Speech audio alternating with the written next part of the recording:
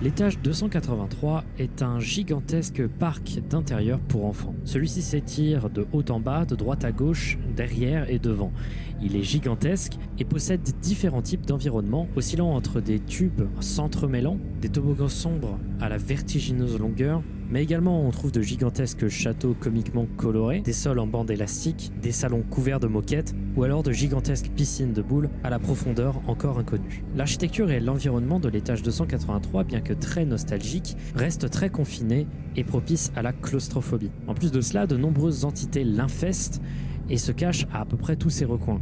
Des chiens de chasse, des smilers, des voleurs de peau, des clumps, bref, tous ceux qu'on a pu définir juste avant. Mais on y trouve également une autre des entités les plus présentes dans les backrooms, les facelings. C'est une des premières entités à avoir été découverte et ils ressemblent de manière identique à n'importe quel autre être humain, à l'exception qu'ils n'ont pas de visage. En effet, de la peau le recouvre entièrement. On en trouve de nombreux types, mais majoritairement deux, des facelings adultes et des facelings enfants. Les adultes sont amicaux et deviennent agressifs uniquement si on les agresse, peuvent ressembler à des hommes, des femmes ou des personnes androgynes, mais les enfants, eux, sont presque exclusivement féminins et possèdent souvent des objets coupants avec eux, comme des bouts de métal, de verre ou des couteaux. On trouve particulièrement les facelings adultes dans l'étage 283, dans les salons, aussi appelés les lounges. Les facelings enfants, eux, sont dispersés dans tout le reste de l'étage.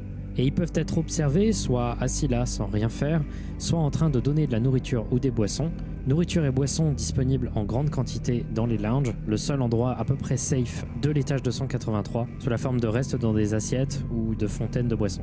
Le reste de l'étage 283 est plutôt dangereux, les tubes s'entremêlent et peuvent être un véritable dédale infini. On y trouve notamment des labyrinthes, et comme l'espace est restreint, la moindre entité qui vous attaque devient tout de suite inévitable. Un endroit en particulier à éviter, c'est les piscines de boules, qui sont atteignables à partir de toboggans. Elles semblent toutes infinies, du moins c'est ce que l'on peut observer, étant donné qu'elles sont couvertes d'un épais brouillard et qu'il est impossible de se déplacer à l'intérieur, étant donné qu'elles agissent comme des sables mouvants, entraînant tout voyageur à l'intérieur de ces profondeurs infinies jusqu'à ce qu'il soit écrasé par la masse de toutes les boules en plastique se situant au-dessus d'eux.